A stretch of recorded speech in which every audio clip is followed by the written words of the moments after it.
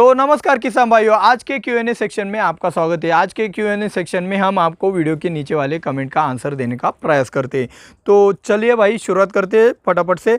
राम प्रसाद पटेल जी ने कमेंट किया है 6BA को फसल में कौन कौन से स्टेज में डालना चाहिए। तो भाई आप वेजिटेटिव ग्रोथ में डाल सकते हो, फ्लावरिंग स्टेज में डाल सकते हो, आपके फ्रूट सेटिंग के स्टेज में भी डाल सकते हो और साइज़ बढ़ने के स्टेज में भी ये बहुत ही कारगर होता है।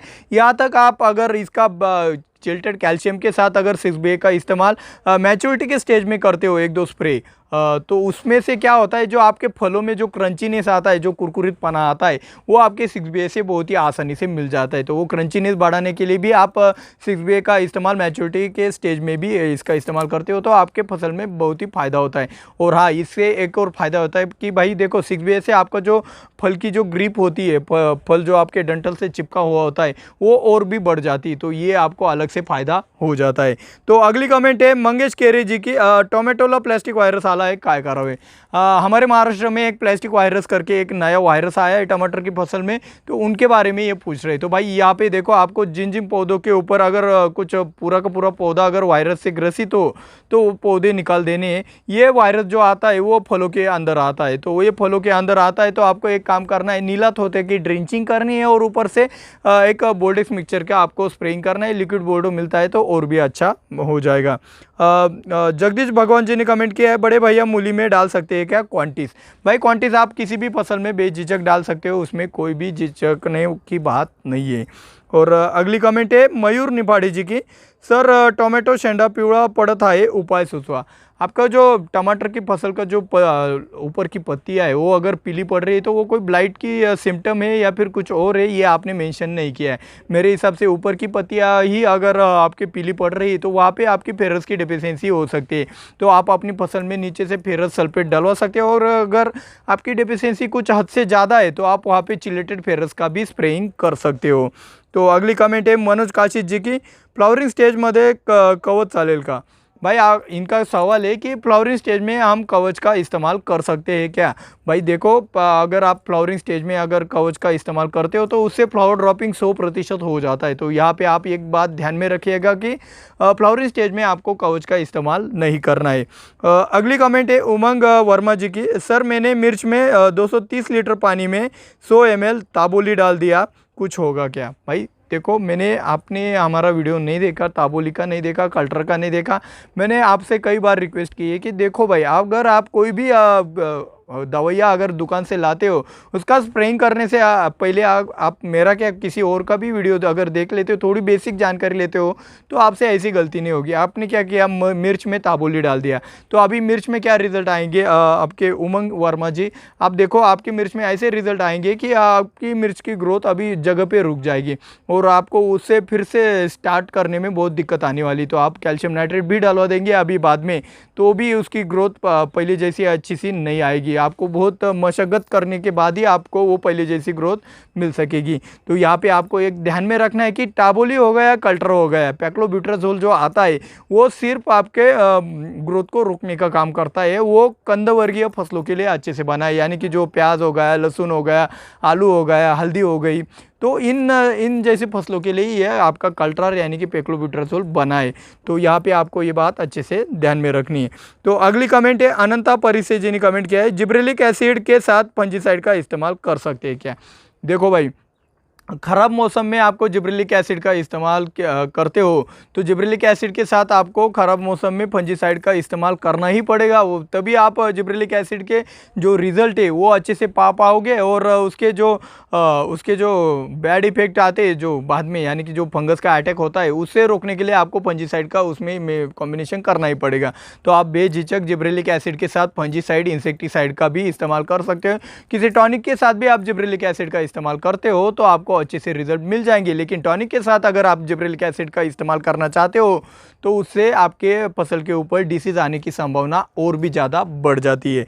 अगली कमेंट है नॉलेज अँड ॲग्रिकल्चर जी के, सर फुलकळी असताना चिलेटेड झिंक वापर जास्त प्रमाणात गेल्याने काय परिणाम होतो। नॉलेज एंड एग्रीकल्चर जी, मैं आपको ये बताना चाहता हूँ कि चिलेटेड जिंक हो या फिर जिंक सल्फेट हो या फिर कोई भी फॉर्मुलेशन वाला जिंक हो, नैनो टेक्नोलॉजी वाला जिंक भी हो, तो आपके फ्लावरिंग स्टेज में अगर जिंक हद से ज़्यादा जाता है तो आपके फ्लावर ड्रॉपिंग होने की संभावना ज़्यादा बढ़ जाती है।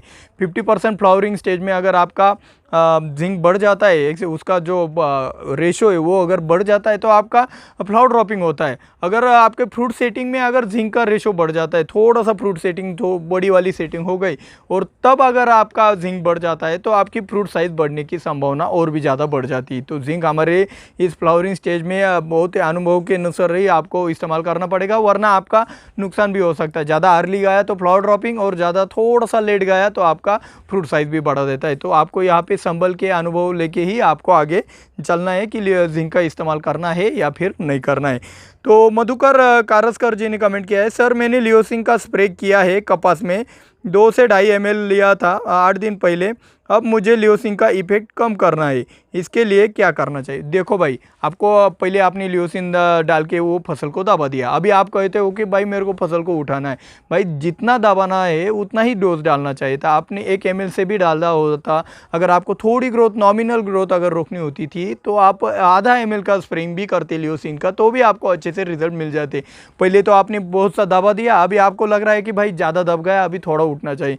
अभी थोड़ा कैल्शियम नाइट्रेट डालवा दिया या फिर आपने प्लेनोफिक्स का स्प्रेइंग कर दिया, तो आज से ज़्यादा अगर ग्रोथ किया तो आपको फिर लगेगा भाई थोड़ा दबना चाहिए।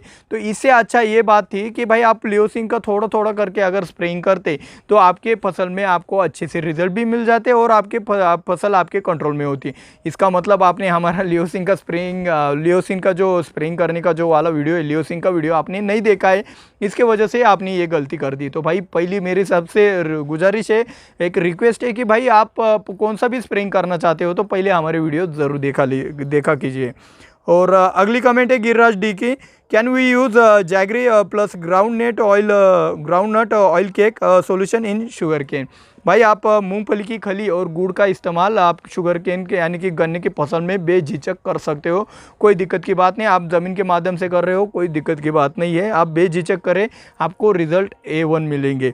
तो शिव शासन जी ने कमेंट किया है, टाटा मानिक सा 1 नंबर रिजल्ट मिळाला।